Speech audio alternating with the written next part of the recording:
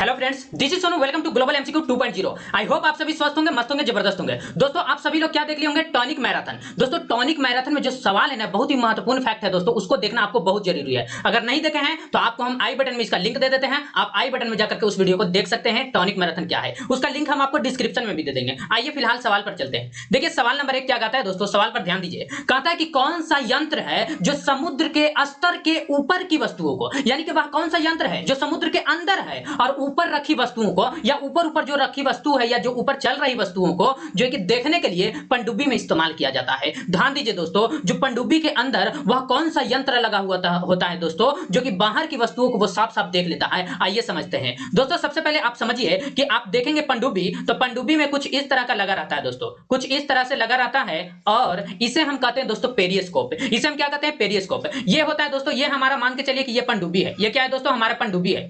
अब ध्यान दीजिए कि ये जो पनडुब्बी है दोस्तों, ऊपर से इसमें क्या होता है कि ये लगा रहता है। अब यहां से कोई ड्राइवर जो है दोस्तों क्या करता है कि इसके अंदर जो बैठा रहता है, पनडुब्बी मान लीजिए कि जो सिस्टम से काम कर रहा है, तो पनडुब्बी के अंदर जो बैठा व्यक्ति है ना, तो वो क्या करता है कि यहां से देखता है किसको? इसे देखता है। और यहां पर 45 डिग्री पर, 45 डिग्री के एंगल पर, कितना डिग्री दोस्तों? 45 डिग्री के एंगल पर एक जो है कि समतल प्लेन लगा रहता है, यानी कि प्लेन मिरर। यहां पर प्लेन मिरर लगा रहता है दोस्तों, कितना डिग्री के एंगल पर? Plane mirror. यहां पर हम लिख देते हैं दोस्तों, तो प्लेन मिरर लगा रहता है 45 डिग्री के एंगल पर। अब यहां से हम इस मिरर को देखें, उसके बाद जो कि ये मिरर इसका इमेज यहां बनाता है, तो यहां पर भी हम क्या करते हैं कि एक 45 डिग्री पर क्या बना लेते हैं? एक प्लेन मिरर लगा देते हैं। तो पेरिस्कोप लगाते हैं दोस्तों समुद्र के अंदर, जो है कि पनडुब्बी में पेरिस्कोप का इस्तेमाल किया जाता है ताकि बाहर के वस्तुओं को वो देख सके, बाहर के वस्तु को देख लेता है। तो ये सवाल तो ये है, कभी कभी सवाल आपसे ये पूछेगा कि बताइए कि उसमें जो मिरर होता है कितना मिरर होता है, तो 2 प्लेन मिरर होता है दोस्तों। कितना डिग्री के एंगल पर होता है? 45 डिग्री के एंगल पर होता है। तो आप याद रख लीजिए कि समुद्र के अंदर पनडुब्बी में पेरिस्कोप का इस्तेमाल किया जाता है ताकि बाहर की चीजों को वो साफ साफ देख सके दोस्तों। इसका सटीक आंसर क्या होगा? ऑप्शन नंबर सी हो जाएगा दोस्तों। ये यहां से इसका इमेज बनाता है, यहां से जो है कि बाहर के वस्तुओं को यहां इस पर इमेज बना देता है और ये इस पर भेज देता है, फिर जो है कि ये व्यक्ति इस इमेज को देख लेता है दोस्तों। आज ये दोस्तों 2 नंबर सवाल ध्यान दीजिए दोस्तों, 2 नंबर पेरिस्कोप वाला याद रखिएगा, इंपॉर्टेंट है दोस्तों, इसीलिए बता रहा हूं। आ जाइए 2 नंबर दोस्तों। एक तालाब के किनारे एक मछुआरा मछली को भाले से मारने की कोशिश करता है। अब दोस्तों आप एक तालाब देखिए, और तालाब जो है समझिए, ध्यान से समझने की कोशिश कीजिए। यह है दोस्तों तालाब। अब इस तालाब में क्या है? पानी है। इसे मान लीजिए, आप इमेजिन कीजिए, अब इसमें पानी है, इसमें एक मछली है दोस्तों। कलर चेंज कर लेता हूं क्या? इसमें क्या है? एक मछली है।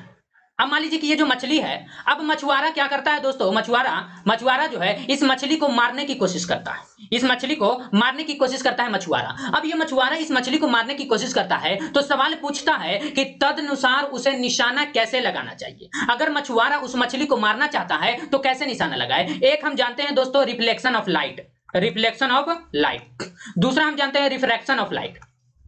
तो ध्यान दीजिए दोस्तों, एक रिफ्लेक्शन ऑफ लाइट यानी प्रकाश का परावर्तन, और दूसरा होता है रिफ्रैक्शन ऑफ लाइट, प्रकाश का अपवर्तन। तो दोस्तों हम जानते हैं कि अगर प्रकाश किसी वस्तु से टकराकर हमारी आंखों तक लौट जाती है, उसे हम प्रकाश का परावर्तन कहते हैं। किसी वस्तु से टकराकर लौटना, परावर्तन, और टकराकर हेल जाना दोस्तों, ट्रांस कर जाना, पार कर जाना, उसे हम क्या कहते हैं? अपवर्तन कहते हैं। तो बताइए पानी में प्रकाश जो होता है अंदर की ओर चला जाता है दोस्तों, अर्थात कहेंगे कि इसमें प्रकाश का अपवर्तन होगा। तो मछुआरा को, और हम ये भी जानते हैं, जैसे हमने पढ़ा कि जो है कि बाल्टी में रखा हुआ सिक्का कुछ ऊपर उठा प्रतीत होता है, या जो है कि बाल्टी में रखा हुआ छड़ जो है कि ऊपर उठा हुआ प्रतीत होता है। क्यों प्रतीत होता है? प्रकाश के अपवर्तन के कारण दोस्तों। तो पानी में जो मछलियां होती है वो आपको जो है कि रियल इमेज जो होता है उसका रियल इमेज नीचे होता है, जबकि हम उसके इमेज को देखते हैं दोस्तों, वर्चुअल इमेज को। रियलिटी में वो मछली नीचे होता है लेकिन दिखता हमको उठा हुआ। इसीलिए कहेंगे कि मछुआरा को जो मछली मारना चाहिए, वो मछुआरे को जो है ना कि जब भाला फेंके, भाले से जब मछली को मारे मछुआरा, तो उस भाले को जिस जगह पे मछली दिख रही है ना, उससे नीचे तक मारिए। उससे नीचे मारेंगे तब जाकर के आप उस मछली को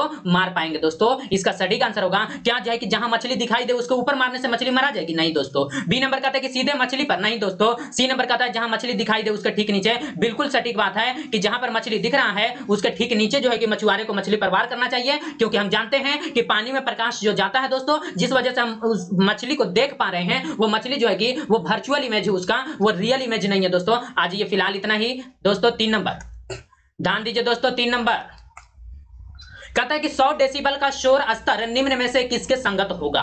दोस्तों 100 डेसिबल, अब हम आपको बता चुके हैं डेसिबल के बारे में, जो दोस्तों टॉनिक मैराथन में हम बताए थे। सवाल था उसमें, सवाल था कि बताइए कि मानव कान का जो डेसिबल होता है 45 डेसिबल, कितना डेसिबल तक सुन सकते हैं? 60 डेसिबल। अगर 60 डेसिबल से अधिक हुआ ना तो हमें दिक्कत होने लगता है दोस्तों। तो आप याद रखिए, हम आपको ये भी बताए थे कि जो पटाखा अभी अभी जो दिवाली गुजरी है दोस्तों, उसमें पटाखा फोड़ा जाता था, तो पटाखा का जो दोस्तों उसका शोर होता था वो होता था 110 डेसिबल का। कितना का दोस्तों? 110 डेसिबल का। तो यहां पर पूछा है कि 100 डेसिबल का शोर स्तर निम्न में से किसके संगत होगा? पहला कहता है कि ठीक सुनी जा सकने वाली ध्वनि। नहीं दोस्तों, अगर ठीक ठीक सुनना है ना तो 60 डेसिबल होना चाहिए। कहता है कि किसी मशीन की दुकान से आने वाली शोरगुल, बिल्कुल सत्य बात है दोस्तों, जब किसी मशीन की दुकान से जो शोरगुल आती है दोस्तों वो 100 डेसिबल होता है। कितना? 100 डेसिबल होता है। कहता है कि गली के शोरगुल की आवाज, दोस्तों गली, अगर गली में कोई आवाज हो रहा है, आपके बगल में घर है, बगल में गली है, तो गली में जो आवाज हो रहा है ना दोस्तों, उसका शोरगुल का आवाज जो होता है दोस्तों ये 100 डेसिबल नहीं होता है। और साधारण वार्तालाप दोस्तों, साधारण वार्तालाप होता है 30 से 40, 30 से 40 दोस्तों। तो आप याद रख लीजिए कि ठीक सुनी जा सकने वाली जो ध्वनि है दोस्तों 60 डेसिबल है, एकदम बेहतरीन सुनाई देगा। और 100 डेसिबल जो होता है ये किसी मशीनरी से आने वाली जो है कि शोर स्तर है दोस्तों।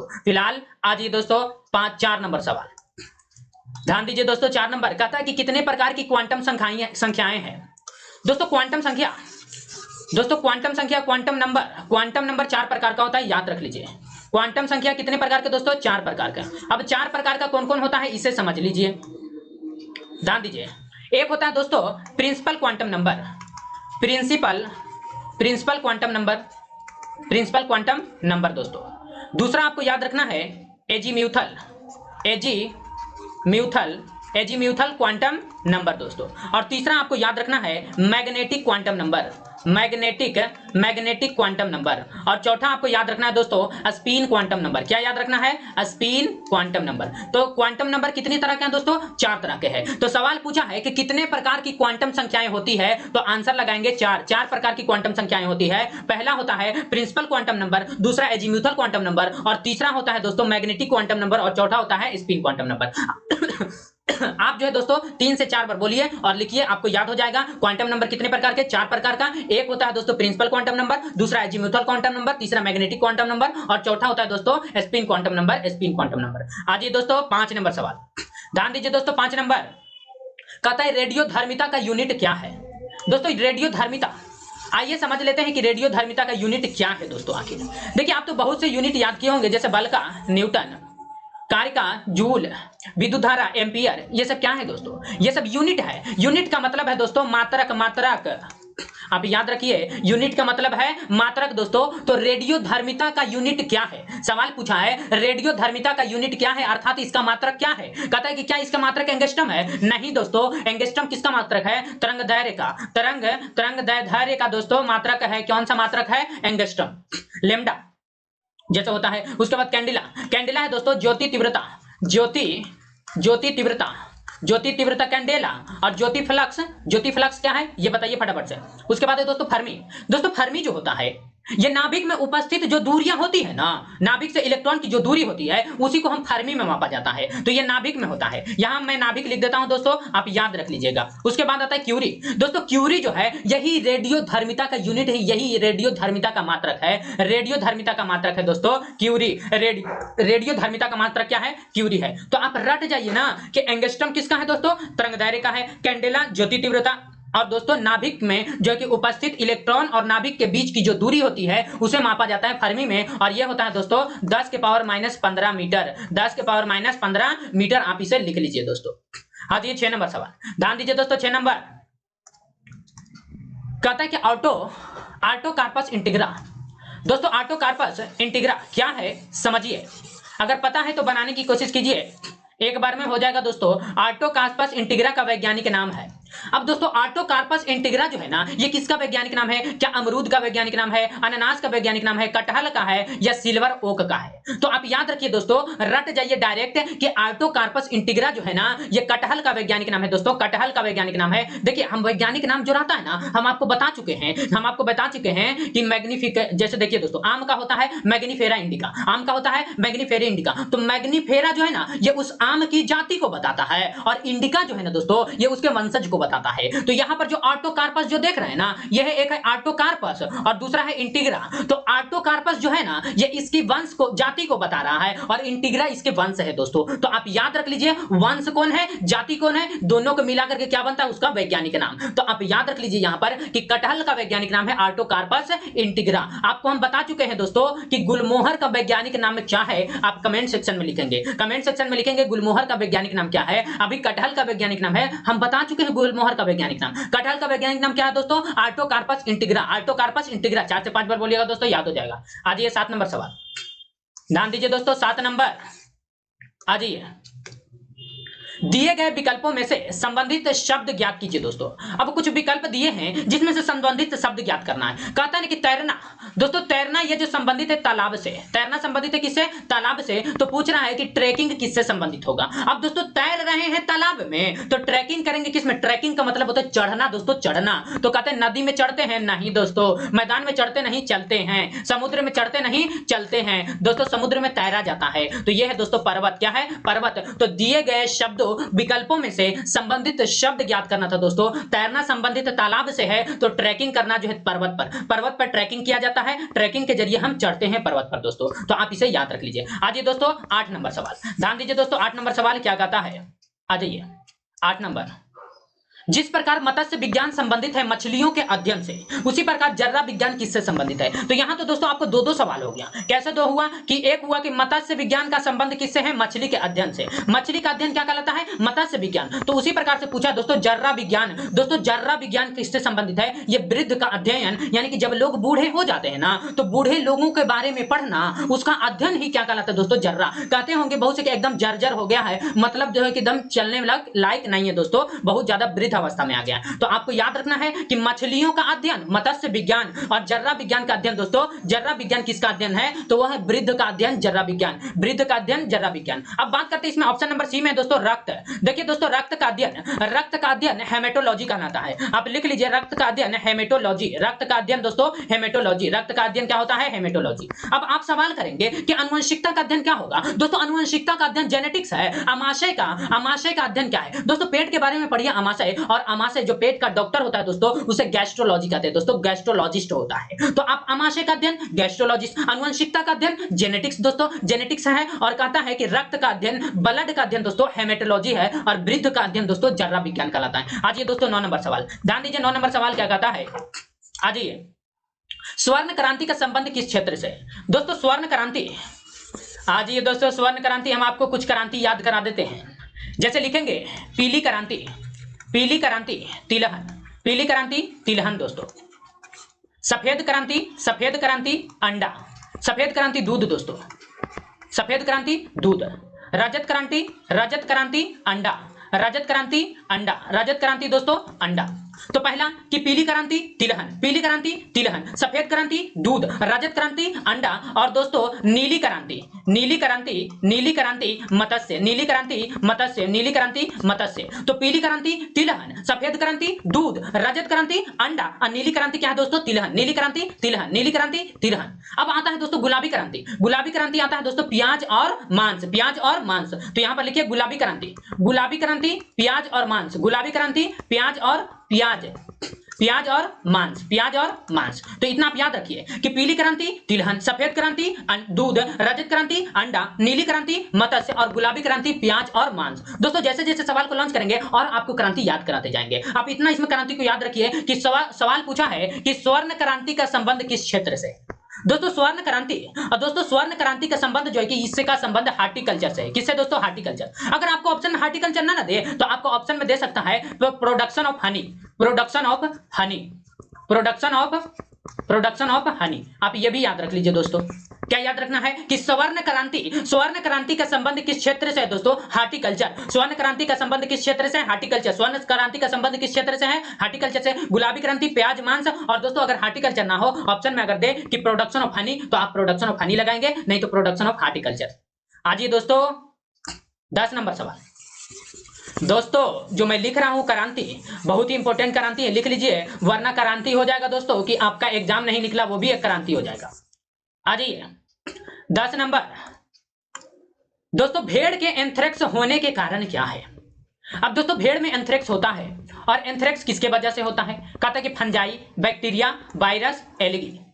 दोस्तों एंथ्रेक्स जो रोग है दोस्तों, यह एक बैक्टीरिया की वजह से होता है दोस्तों, जीवाणु की वजह से होता है। तो आप याद रख लीजिए कि भेड़ के एंथ्रेक्स होने का कारण है दोस्तों बैक्टीरिया अर्थात जीवाणु। भेड़ के एंथ्रेक्स होने का कारण है बैक्टीरिया अर्थात जीवाणु, बैक्टीरिया अर्थात जीवाणु। रट जाइए दोस्तों, रट जाइए कि भेड़ के एंथ्रेक्स होने का कारण क्या है? तो बैक्टीरिया अर्थात जीवाणु। आ जाइए दोस्तों 11 नंबर सवाल, ध्यान दीजिए और समझने की पूरी कोशिश कीजिए कि एक गतिशील वस्तु का, अब दोस्तों गतिशील वस्तु है, कहता है कि दूरी विस्थापन के बराबर हो सकता है। बिल्कुल सत्य बात है दोस्तों कि दूरी विस्थापन के बराबर हो सकता है। जैसे मान लिया जाए कि हम यहाँ पर ए एक पॉइंट है और दूसरा पॉइंट बी है, और हमने ए से बी चला दोस्तों, तो कहेंगे कि दूरी भी यही है। मान लीजिए ए से बी 10 मीटर की दूरी है, तो हम कहेंगे कि इसका दूरी भी 10 मीटर, विस्थापन भी 10 मीटर, क्योंकि हम सीधा गए हैं दोस्तों। और जब हम जिगजैग पाथ पर जाते हैं ना, ऐसे ऐसे गए, ऐसे ऐसे गए, यहाँ ए से बी गए, ए से बी गए, तब कहते हैं कि ये हमारा ये वाला हो जाता है जाकर के क्या, ये होता है विस्थापन, और ये वाला भाग जो हम गए हैं ऐसे ऐसे, ये हमारा क्या है? दूरी है दोस्तों। तो दूरी विस्थापन के बराबर हो सकता है, पहला सत्य है। दूसरा कहता है कि दूरी विस्थापन से अधिक हो सकता है। बिल्कुल सत्य बात है दोस्तों। यहां पर देखिए ये विस्थापन इतना कम और दूरी इतना बड़ा है दोस्तों, ये भी सत्य है। तीसरा नंबर कहता है दूरी विस्थापन से कम हो सकता है। दोस्तों दूरी विस्थापन से कम कभी नहीं हो सकता है, ये गलत बात है। और चौथा कहता है कि दूरी तथा विस्थापन दोनों ही शून्य हो सकता है। नहीं दोस्तों, दूरी शून्य नहीं हो सकता है दोस्तों, दूरी शून्य नहीं हो सकता है, ये गलत हो जाएगा। तो इसका सटीक आंसर होगा 1 और 2, 1 और 2। क्या ऑप्शन में यही पूछा था? कह रहा है कि सही उत्तर का चयन कीजिए और जो कि बताइए, तो हो जाएगा 1 और 2, 1 और 2 दोस्तों। तो आपको याद रखना है कि एक गतिशील वस्तु का दूरी विस्थापन के बराबर हो सकता है, दूरी विस्थापन से बड़ा हो सकता है, छोटा नहीं होगा, कम नहीं होगा दोस्तों, और दूरी विस्थापन कभी बराबर हो सकता है और शून्य नहीं हो सकता। आइए दोस्तों 12 नंबर सवाल, ध्यान दीजिए दोस्तों, 12 नंबर आ जाइए। 12 नंबर दोस्तों, सवाल को बड़ा देख करके घबराना नहीं है दोस्तों, सवाल इस तरह के पूछे जाते हैं। कहता है कि तत्व के परमाणु को आयन में परिवर्तित करने हेतु किस मूल कणों की भूमिका होती है? अब दोस्तों समझिए कि तत्व के परमाणु को आयन में परिवर्तित करने हेतु, अब कोई तत्व है जैसे हाइड्रोजन है, अब इसको हम आयन में बदलना चाहते हैं तो H+, ये क्या करेगा दोस्तों? या तो एक इलेक्ट्रॉन दे देगा, या तो इलेक्ट्रॉन दे करके बनेगा धन आयन, इलेक्ट्रॉन ले करके बनेगा ऋण आयन। तो यहाँ सवाल ये नहीं पूछा कि धन आयन बनाना है कि ऋण आयन बनाना है, बल्कि सवाल ये पूछा है कि तत्व के परमाणु को आयन में परिवर्तित करने हेतु बदलने के लिए दोस्तों किस मूल कणों की भूमिका होती है? क्या इलेक्ट्रॉन की, क्या प्रोटॉन की, क्या पॉजिट्रॉन की, या न्यूट्रॉन की? तो आप जानते हैं दोस्तों कि तत्व के परमाणु को आयन में बदलने के लिए या तो इलेक्ट्रॉन को त्यागना होगा या तो इलेक्ट्रॉन को ग्रहण करना होगा। अगर हम इलेक्ट्रॉन को दे देंगे तो भी हम जो है कि क्या हो जाएंगे? धनायन हो जाएंगे। इलेक्ट्रॉन ले लेंगे, ऋणायन हो जाएंगे। तो इसका सटीक आंसर हो जाएगा इलेक्ट्रॉन दोस्तों। आज ये दोस्तों 12 से 13, निम्नलिखित में से कौन सा उत्तक जलीय पौधों में रूपांतरित होकर वायुतक का निर्माण करता है? एरेनकाइमा का निर्माण करता है, जो जलीय पौधों को तैरने में मदद करता है दोस्तों। आइए समझने की कोशिश कीजिए दोस्तों, बहुत से नाम सुने होंगे, पैरेनकाइमा, कोलेरेनकाइमा, एस्केलेरेनकाइमा, कोलेनकाइमा, पैरेनकाइमा। अब चारों ऑप्शन को समझ लीजिए दोस्तों। देखिए पैरेनकाइमा, पैरेनकाइमा जो है दोस्तों ये भोजन का संग्रह करता है, तो भोजन का संग्रह पैरेनकाइमा, भोजन का संग्रह पैरेनकाइमा। कोलेरेनकाइमा दोस्तों, कोलेरेनकाइमा ये प्रकाश संश्लेषण में मदद करता है, तो प्रकाश संश्लेषण में मदद करता है दोस्तों। कौन दोस्तों? तो वो है क्लोरेनकाइमा। बात करते हैं कोलेनकाइमा, तो ये पौधों को क्या करता है ना, लचीलापन प्रदान करता है दोस्तों, लचीलापन।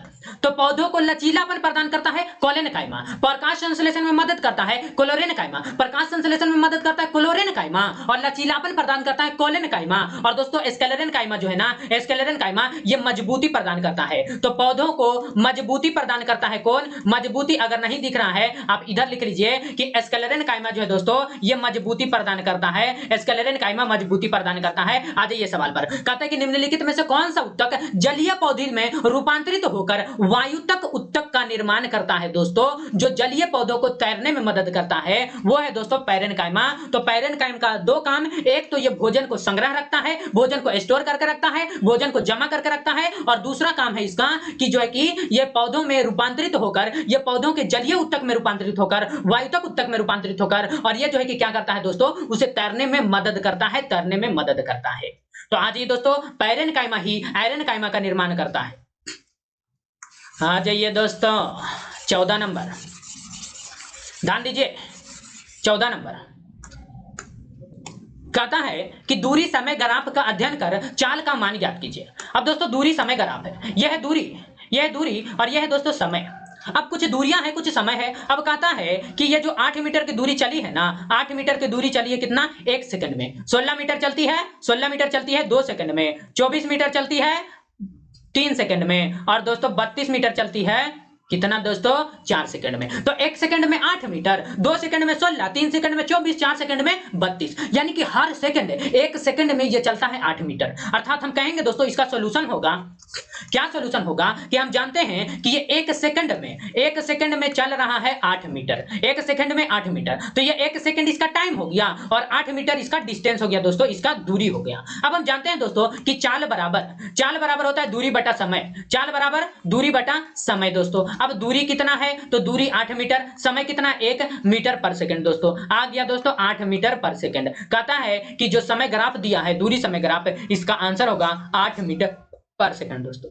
देखिए ग्राफ को देखकर आप भागिए नहीं दोस्तों, सवाल आसान है, बन जाते हैं। आज ये 15 नंबर सवाल, ध्यान दीजिए दोस्तों। 15 नंबर कहता है निम्नलिखित में से कौन सा एक उपकला उत्तक एपिथेलियम टिश्यू का कार्य नहीं है। अब दोस्तों देख लेते हैं कि कौन कौन सा कार्य इसका है।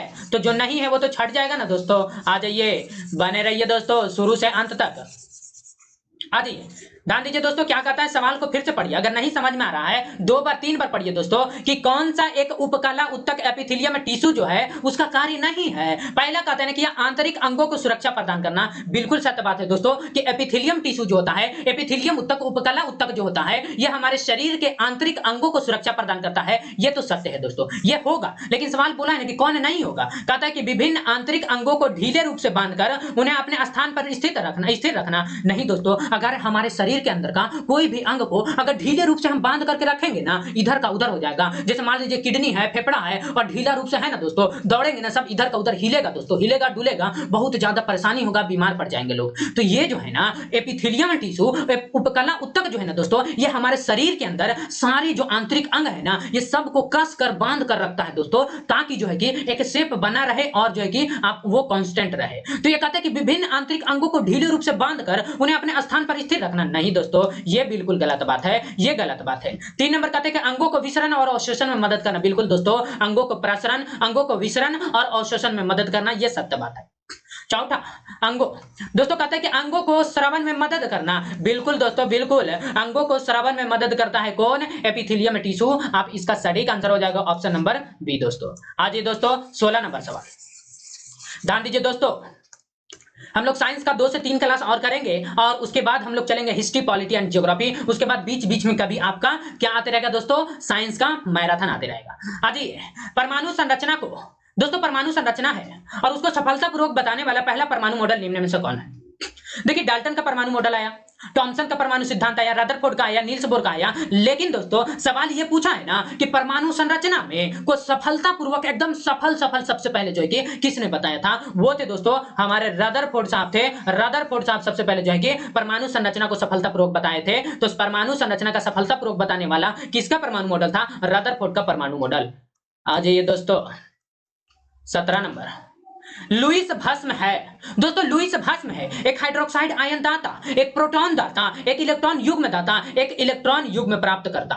समझ लीजिए दोस्तों कि लुईस भस्म क्या है। ध्यान दीजिए दोस्तों, लुईस भस्म को समझने से पहले कोशिश कीजिए कि क्या है। कहता है कि लुईस भस्म के बारे में देखिए, लुईस साहब ने क्या कहा। लुईस साहब ने कॉन्सेप्ट दिया, और क्या कॉन्सेप्ट दिया कि अम्ल वो है और भस्म वो है। समझिए, लुईस साहब ने कहा कि अम्ल वो है जो क्या करता है दोस्तों, एक इलेक्ट्रॉन युग्म दाता। लुईस साहब ने क्या कहा मालूम, लुईस साहब ने कहा कि अम्ल वो है जो एक इलेक्ट्रॉन युग्म ग्राही है। अम्ल वो है जो इलेक्ट्रॉन युग्म दोस्तों, इलेक्ट्रॉन युग्म ग्राही है। जगह नहीं है दोस्तों, इधर लिख देते हैं क्या।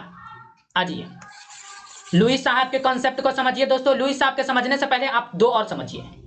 पहली बात समझिए दोस्तों, आर्हेनियस के अनुसार। सबसे पहले आर्हेनियस को समझिए। आर्हेनियस ने क्या सिद्धांत दिया, आर्हेनियस ने सिद्धांत दिया कि अम्ल वो है जो जल में घुलकर H+ आयन देता है, वो अम्ल है। और भस्म वो है जो जल में घुलकर OH आयन देता है, जो जल में घुलकर OH आयन देता है वो भस्म है, जो घुलकर H+ आयन देता है वो अम्ल है। ये आर्हेनियस साहब ने सिद्धांत दिया। अब आइए समझिए किसको, अब समझते हैं दोस्तों लुईस साहब को। लुईस को समझिए, लुईस ने क्या कहा, लुईस ने कहा, लुईस देखिए, लुईस साहब ने क्या कहा कि अम्ल वो है, अम्ल वो है जो क्या करता है कि इलेक्ट्रॉन युग्म ग्राही है, इलेक्ट्रॉन युग्म ग्राही को क्या कहा इन्होंने, इलेक्ट्रॉन युग्म ग्राही को अम्ल कहा, और इलेक्ट्रॉन युग्म दाता को इन्होंने भस्म कहा। तो लुईस साहब ने क्या कहा, लुईस के नाम से पर ही इसका नाम लुईस पड़ा है। तो लुईस भस्म जो है, लुईस बेस जो है दोस्तों, वो लुईस बेस किसे कहते हैं, इलेक्ट्रॉन युग्म दाता को लुईस बेस कहते हैं, और इलेक्ट्रॉन युग्म ग्राही को लुईस एसिड कहते हैं। ऑप्शन नंबर 1 कहता है कि एक हाइड्रोक्साइड आयन दाता, दोस्तों हाइड्रोक्साइड आयन दाता को भस्म कहा जाता है आर्हेनियस के अनुसार। किसके अनुसार, आर्हेनियस, AR लिख देते हैं। उसके बाद है एक प्रोटॉन दाता, दोस्तों एक प्रोटॉन दाता ये क्या है, इसके लिए सवाल को लॉन्च करेंगे आज ये दोस्तों। एक इलेक्ट्रॉन युग्म दाता, बिल्कुल सत्य बात है दोस्तों कि एक इलेक्ट्रॉन युग्म दाता को ही क्या कहा जाता है, भस्म कहा जाता है, लुईस भस्म कहा जाता है, लुईस भस्म कहा जाता है। और डी नंबर कहता है एक इलेक्ट्रॉन युग्म प्राप्त करता, दोस्तों एक इलेक्ट्रॉन युग्म प्राप्त करता को लुईस का क्या कहते हैं दोस्तों, अम्ल है, ये लुईस का अम्ल है। आज ये दोस्तों 18 नंबर समझ में आ रहा है दोस्तों, कमेंट कीजिएगा क्योंकि कमेंट करने से हौसला बढ़ती है दोस्तों। आज ये 18 नंबर दोस्तों समझिए, 18 नंबर, एक पत्थर को सीधे ऊपर की ओर फेंकने पर यह 10 मीटर की ऊंचाई पर पहुंचता है। अब पत्थर को इस ऊंचाई को प्राप्त करने में कितना समय लगा। अब ध्यान दीजिए दोस्तों कि किसी भी चीज को जब हम नीचे से ऊपर फेंकते हैं तो नीचे से ऊपर फेंकते हैं ना दोस्तों, तो नीचे है गतिज ऊर्जा, नीचे में गतिज ऊर्जा मैक्सिमम, और जैसे ही ऊपर पहुंचता है ना उसका स्थितिज ऊर्जा मैक्सिमम हो जाता है। तो समझिए दोस्तों, ये कह रहा है कि एक पत्थर को सीधे ऊपर की ओर फेंके हैं। अब दोस्तों फेंके हैं तो इसका जो है ना कि फाइनल वेलोसिटी एक समय जाकर के ऊपर 0 हो जाएगा। तो हम कहेंगे कि v बराबर क्या हो जाएगा, 0। अब u बराबर हमको निकालना है, g का वैल्यू कितना है दोस्तों, 9.8। अब h का वैल्यू कितना है, h का वैल्यू 10 मीटर। तो दोस्तों h का वैल्यू है 10 मीटर, और हम जानते हैं कि मैक्सिमम हाइट बराबर होता है, मैक्सिमम हाइट बराबर होता है दोस्तों u²/2g। अब ये महत्तम ऊंचाई को प्राप्त कर चुका है और मैक्सिमम हाइट है 10 मीटर। आइए दोस्तों u² तो फाइंड आउट करना है दोस्तों, 2 इंटू जी का वैल्यू 9.8, जी का वैल्यू 9.8, ये हो जाएगा दोस्तों 9 दूना 18 19.6, और दोस्तों इसको मल्टीप्लाई कर दीजिए, u² बराबर 196 आएगा, इसलिए u बराबर 14 मीटर पर सेकंड। हम कहेंगे दोस्तों कि जब हम इस वस्तु को पृथ्वी पर से फेंके थे ना तो 14 मीटर पर सेकंड के वेग से फेंके थे और ये अंत में जाकर के 0 हो गया। अब तो हम यहां से u का वैल्यू फाइंड आउट कर दिए कि कितना स्पीड से फेंके थे। अब हम यहां से क्या निकालते हैं, v नॉट दैट, हम जानते हैं कि v बराबर u माइनस gt। अब दोस्तों माइनस यहां पर क्यों लगाएं, क्योंकि जब हम किसी वस्तु को ऊपर फेंकते हैं ना तो g निगेटिव हो जाता है, तो यहां पर हम माइनस लगा देते हैं। v का वैल्यू 0 दोस्तों, u का वैल्यू 14 माइनस g का वैल्यू 9.8 इंटू t का वैल्यू निकालना है दोस्तों। आज ये दोस्तों इसको फाइंड आउट कर लेते हैं, तो 9.8 t बराबर हो जाएगा 14, और दोस्तों t बराबर हो जाएगा 14/9.8। इसे आप डिवाइड करिएगा ना दोस्तों 1.4 सेकंड आएगा। कितना आएगा, 1.4 सेकंड। आज ये दोस्तों इसका सटीक आंसर होगा ऑप्शन नंबर सी। फिलहाल आप इसे समझ गए होंगे, नहीं समझे हैं स्क्रीनशॉट लीजिए, फिर से बनाने की कोशिश कीजिए। आज ये दोस्तों आज का सेकंड लास्ट सवाल, और देखते हैं दोस्तों सेकंड लास्ट सवाल क्या है, और समझने की पूरी कोशिश कीजिए दोस्तों। अगर हम बता रहे हैं एक बार में नहीं समझ में आया, 2 बार में कोशिश कीजिए दोस्तों, 3 बार में कोशिश कीजिए, क्योंकि कोशिश करने वालों की ही जीत होती है दोस्तों। आपको भी पता है, हमें भी पता है, और ये बात सबको पता है। समझ गए। आइए, निम्नलिखित में कौन इंटर हैलोजन यौगिक है। दोस्तों बहुत ही महत्वपूर्ण सवाल है। अब लोग घबरा जाएंगे कि ये इंटर हैलोजन यौगिक क्या है। हैलोजन के बारे में जानते हैं कि ग्रुप 17 के एलिमेंट को हैलोजन कहते हैं, fluorine, chlorine, bromine, iodine, astatine. ये क्या है, कहते हैं कि ग्रुप 17 के एलिमेंट को fluorine, chlorine, bromine, iodine, astatine. इन्होंने क्या कहा कि ये जो है कि ग्रुप 17 के एलिमेंट है, ये सब जो है कि ग्रुप 17 के जो है कि समूह 17 के एलिमेंट है, और ये जो है कि fluorine, chlorine, bromine, iodine, astatine है। लेकिन सवाल ये पूछा है इंटर हैलोजन दोस्तों, जब हम क्या करते हैं कि 11-12 को पढ़ते हैं ना, तो 11-12 को मिक्स करके उसे ही कहते हैं इंटर, उसे ही कहते हैं इंटरमीडिएट। तो इन्होंने क्या कहा ना, इन्होंने क्या किया कि ग्रुप 17 के एलिमेंट के अंदर के जो हैलोजन ग्रुप था ना, इसमें से 2 को निकाल लिया दोस्तों, किसी 2 को निकालिए। अब फ्लोरीन को क्लोरीन के साथ सटा दीजिए, ब्रोमीन को आयोडीन के साथ सटा दीजिए, अब जो है कि ब्रोमीन को एस्टेटाइन के साथ सटा दीजिए। तो इन्होंने क्या किया ना, क्या किया कि जो हैलोजन ग्रुप है ना, इसमें से 2 हैलोजन को निकाल करके और दोनों को जोड़ा बना दिया, पेयर बना दिया दोस्तों, उसी को इंटर हैलोजन नाम दे दिया है। आइए देखते हैं इंटर हैलोजन यौगिक नहीं है दोस्तों, कहता है दोस्तों ब्रोमीन क्लोरीन इसका है, ब्रोमीन क्लोरीन है दोस्तों, ये दोनों तो सेम ही है, और क्लोरीन है, और सोडियम क्लोरीन नहीं है दोस्तों, सोडियम धातु है, और ये ग्रुप 1 के एलिमेंट है, और क्लोरीन जो है दोस्तों ये हैलोजन ग्रुप है, ये हैलोजन है दोस्तों, और हैलोजन ग्रुप 17 के एलिमेंट है। आप समझ गए होंगे इसके बारे में। आज ये दोस्तों आज का लास्ट सवाल, और ध्यान दीजिए सवाल क्या है। पूरी कोशिश कीजिए दोस्तों, जीव जान लगा दीजिए दोस्तों, अगर जीव भी है तो भी और जान भी है तो भी लगाइए। आइए दोस्तों लास्ट सवाल, निम्नलिखित में कौन सा संरचना युग्म समजात है? अब दोस्तों एक होता है समजात और दूसरा होता है समरूप है। इसको समझने से पहले आप समजात और समरूप को समझ लीजिए। दोस्तों समजात को समझिए।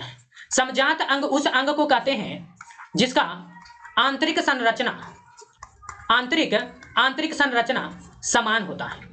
तो जिसका आंतरिक संरचना समान और कार्य भिन्न भिन्न, कार्य कैसा होगा? भिन्न भिन्न होगा दोस्तों। तो कार्य भिन्न होगा, तो आपको याद रखना है, आपको दो स्टेटमेंट एक ही साथ दिया रहेगा। जैसे क्लोरीन ब्रोमीन ये कैसे देखे वैसे ही है। जैसे कह रहा है कि हाइड्रा का टेंटिकल्स एवं स्टार फिश की भुजाएं, टिड्डों के पंख एवं गिलहरी के अग्रपाद, चमगादड़ तथा घोड़े के अग्रपाद, पक्षी तथा कीटों के पंख, ये दो दो दे रहे हैं ना दोस्तों, आपको दो दो ही मिलेगा। तो समजात उस अंग को कहते हैं दोस्तों जिसका आंतरिक अंग तो समान होता है लेकिन उसका कार्य भिन्न भिन्न होता है। आइए ऑप्शन में देखते हैं, कहता है कि हाइड्रा का टेंटिकल्स एवं स्टार फिश की भुजाएं ये समरूप होती है दोस्तों। क्या होती है? समरूप होती है। अब आइए आगे पढ़िए। आगे कहता है कि टिड्डों के पंख एवं गिलहरी के अग्रपाद ये भी समरूप होते हैं दोस्तों, ये भी समरूप होते हैं। अब तीसरा नंबर कहता है कि चमगादड़ तथा घोड़े के अग्रपाद ये समजात होते हैं दोस्तों। अब आप कहेंगे ना कि पता कैसे चलेगा? आप जो है कि घोड़े के अग्रपाद को देखिएगा और चमगादड़ के अग्रपाद को देखेंगे दोस्तों तो दोनों का सेम दिखेगा दोस्तों। क्या दिखेगा? तो घोड़े का अग्रपाद तथा चमगादड़ का अग्रपाद देखेंगे तो दोनों का समान दिखता है दोस्तों।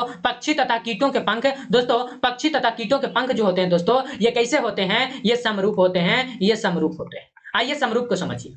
समजात समझ गए ना जी? आ जाइए। समरूप, रूप में समान। आइए दोस्तों समरूप को समझिए। देखिए समरूप वो है दोस्तों जिसका आंतरिक संरचना जो होता है ना, आंतरिक संरचना भिन्न होता है, आंतरिक संरचना भिन्न होता है और कार्य समान होता है। कार्य क्या होता है दोस्तों? समान होता है। अब दोस्तों हाइड्रा एवं टेंटिकल्स एवं हाइड्रा का टेंटिकल्स एवं स्टारफिश की भुजाएं जो होती है दोस्तों, इसका आंतरिक संरचना जो होता है ना, इसका आंतरिक संरचना भिन्न भिन्न होता है दोस्तों, और जबकि कार्य इसका समान होता है। कार्य क्या होता है? समान होता है। उसी तरीके से देखेंगे टिड्डों के पंख एवं गिलहरी के अग्रपाद ये समान होता है, इसे भी समरूप कहेंगे दोस्तों। उसके बाद चमगादड़, ये पक्षी तथा कीटों के पंख जो होते हैं ये समरूप होते हैं। तो आई होप आप ये 20 क्वेश्चन दोस्तों समझ गए होंगे। तो फिलहाल इतना ही दोस्तों, मिलेंगे नेक्स्ट क्लास में। जय हिंद दोस्तों।